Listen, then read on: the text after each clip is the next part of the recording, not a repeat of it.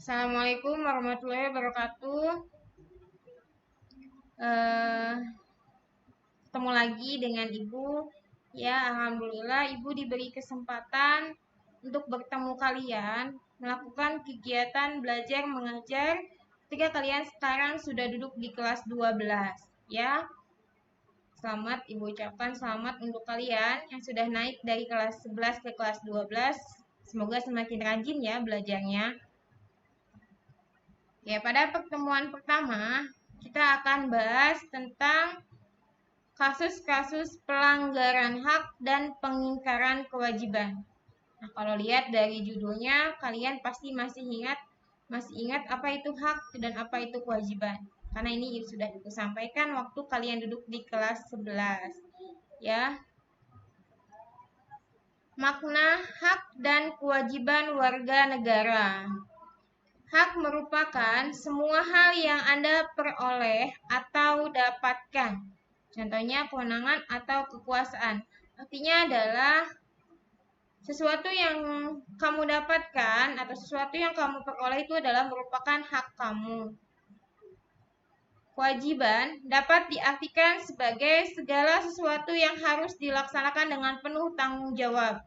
Makanya kamu kalau sedang melakukan sesuatu yang dianggap itu adalah kewajibanmu harus dilaksanakan dengan penuh tanggung jawab. Perbedaan HAM dan hak warga negara. Apa bedanya HAM dengan hak warga negara? Oke, hak asasi manusia merupakan hak yang melekat pada diri setiap pribadi manusia. Artinya adalah semua manusia sebagai makhluk hidup ya, itu mempunyai hak asasi manusia. Jadi hak asasi itu sifatnya universal atau menyeluruh. Jadi tidak terpengaruh pada status kewarganegaraan seseorang. Jadi tidak melihat yaitu warga negara mana, tinggal di mana, tapi tetap dia mempunyai hak asasi manusia. Hak warga negara merupakan seperangkat hak yang melekat pada diri manusia yang kedudukannya sebagai anggota dari sebuah negara. Ya, jadi kita sebagai anggota warga negara Indonesia, kita punya hak warga negara. Ya, makanya hak warga negara itu dibatasi oleh status kewarganegaraan seseorang.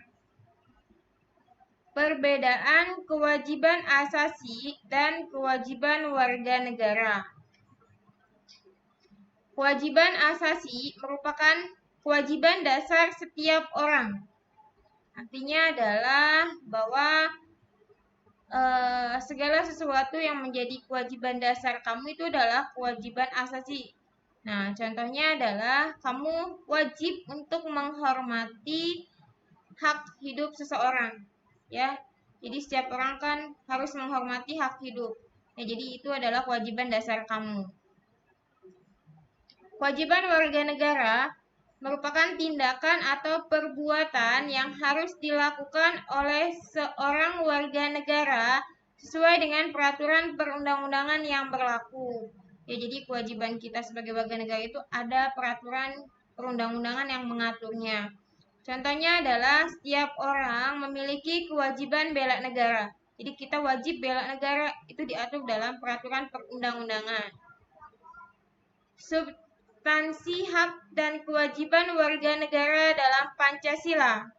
Hak dan kewajiban warga negara dalam nilai dasar Pancasila. Contohnya, Ibu ambil contoh sila ketuhanan yang Maha Esa menjamin hak warga negara untuk bebas memeluk agama sesuai dengan agama dan kepercayaannya. Ya, jadi hak kamu itu adalah bebas memeluk agama sesuai dengan kepercayaannya. Itu adalah hak kamu sebagai warga negara sesuai dengan sila pertama. Terus kewajibannya apa? Nah, kewajibannya kamu harus mengembangkan toleransi antar umat beragama, ya. Di sini ada hak dan kewajiban warga negara dalam nilai instrumental.